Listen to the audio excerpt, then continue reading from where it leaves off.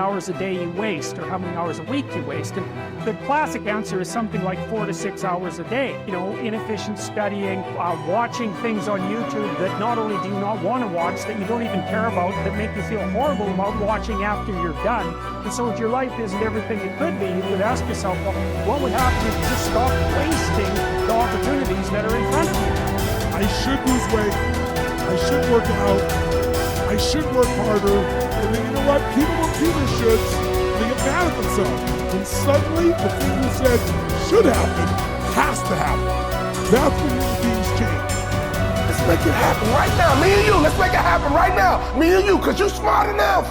Progress has been made, but you got to keep on working. It's like God can't find the illusion that we have made it. No, let me tell you something. You got to keep on working. And we're going to make it happen, my man. Hey, sister, we're going to make it happen, but you got to get out your comfort zone. Because the next time you get an opportunity, you got to be ready. Because we're turning dreams into reality. Just start working at it just a little bit, but do find out what your work is and hold on to it and don't let your dream go. Don't let it go. Unless you've made some major mistakes in life, you haven't started living yet. So a lot of people, if you've never made any major blunders, made some major mistakes, lost some serious money, taken some serious risks, you haven't started living yet. Going through life quietly, tiptoeing safely to an early grave? No, no, no, no. You got to take some chances. You want to bring some adventure to your life. This is the time to stop and decide what direction you want to go in. One of the best things you can do in your life is to change. Maybe on the page of your story right now, you see nothing but failure. When we read your story, what do you want us to see? That you was another failure? What do you want us to read when we read your story? That you quit? What do you want us to read when we read your story? That you gave up? That you threw in the towel? But here is what we're going to do. We're getting ready to turn the page, because when you turn the page, you're getting ready to write a new story. Now is the time where you're going to begin to open up your mouth and declare that I'm going to build a legacy. Waste no more time arguing what a good man should be. Instead, be one and leave a lasting legacy to the next generation. This legacy should not be measured in material wealth, but rather in the strength of character and faith that you pass on.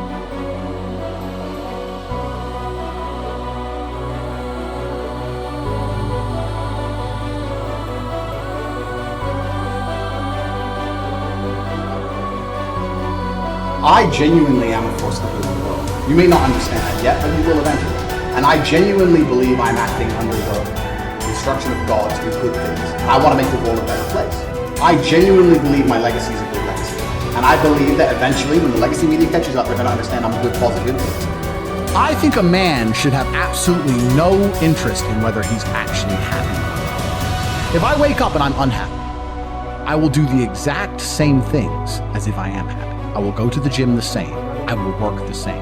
How I feel has no impact on how I live my life. I don't think happiness as an index is a healthy view for a man to have on life success. If you're waking up and going, oh, am I happy, am I not? You're looking at life wrong. I think of a man, if you put happiness if you move it down the scale, right? And you start looking at, am I successful? Am I competent? You know, am I achieving things? Am I respected? If you start to look at these indicators of your life, you're going to end up being happier without actually analyzing if you're happy or not. But we talk about weak men. This is what's scariest about this entire agenda they're trying to purport. Because their ideas, like the feminist idea and like the mainstream idea and like Logan Paul's ideas, all their ideals is if we weaken men, then if they become weak enough, they'll no longer be a threat. And I argue that point absolutely. I think the most dangerous men on earth are the weak men. I think inside of every single man, we're born with a fire inside of us that if we do not control, can destroy ourselves and other people. And if you look at men who have no emotional control, because that's what they're trying to teach us to have, they're saying, listen, you're a man, you're allowed to just cry all the time and have no emotional control, no stoicism, just react to your emotions. Do you know what happens when you tell men to just react to their emotions? Anger. You have school shootings, you have rape, You have violence. That's what happens when you tell men to have no emotional control. These school shooters are kids with no emotional control. Rapists are men with no emotional control. Violence and the bullshit you see on the street are men with no emotional control. Telling men to not be stoic is going to create a breed of violent young men who have no emotional control, can't control their emotions, and act out on them. That is absolutely not be more dangerous to society than me coming along and saying, listen, I don't give a how you feel, young man. It doesn't matter how you feel. Your duties and your responsibilities as an adult, you must comply and act a certain way regardless of how you feel. That is better for society as a whole, especially as I'm only teaching the tenets of, listen, go to the gym anyway. Doesn't matter. Don't feel like it. Go anyway. Listen, your girlfriend left you. Your heart's broken. You're not allowed to stalk her. She doesn't want you. Get the over it. What I'm saying is good for the world. They're saying, no, act out your emotions. Cool, you're creating stalkers, rapists, and school shooters. These people are fucking dangerous. Knowing yourself is the beginning of all wisdom. Simplify your life. Don't waste the years struggling for things that are unimportant. Don't burden yourself with possessions. Keep your needs and wants simple and enjoy what you have. Don't destroy your peace of mind by looking back, worrying about the past. Live in the present. Simplify. Our life is what our thoughts make it. Do every act of your life as if it were your last. In a word, your life is short. You must make the most of the present with the aid of reason and justice, since it is possible that you may be quitting life at this very moment. Govern every act and thought accordingly. Adapt yourself to the life you have been given and truly love the people with whom destiny has surrounded you. If you accomplish something good with hard work, the labor passes quickly, but the good endures. If you do something shameful in pursuit of pleasure, the pleasure passes quickly, but the shame endures. A musician must make music, an artist must paint, a poet must write, if he is to be ultimately at peace with himself. What a man can be, he must be. I will keep constant watch over myself, and most usefully, will put each day up for review. For this is what makes us evil, that none of us looks back upon our own lives. We reflect upon only that which we are about to do, and yet our plans for the future descend from the past. Excellence is never an accident. It is always the result of high intention, sincere effort, and intelligent execution. It represents the wise choice of many alternatives. Choice, not chance, determines your destiny. All human beings seek the happy life, but many confuse the means. For example, wealth and status, with that life itself.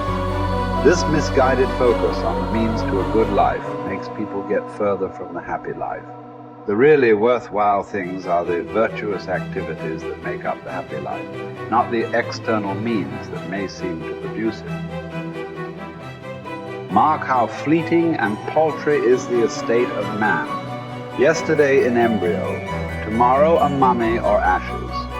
So for the hair's breadth of time assigned to thee, live rationally and part with life cheerfully, as drops the ripe olive extolling the season that bore it, and the tree that matured. Spend your brief moment according to nature's law, and serenely greet the journey's end as an olive falls, when it is ripe, blessing the branch that bare it, and giving thanks to the tree that gave it life.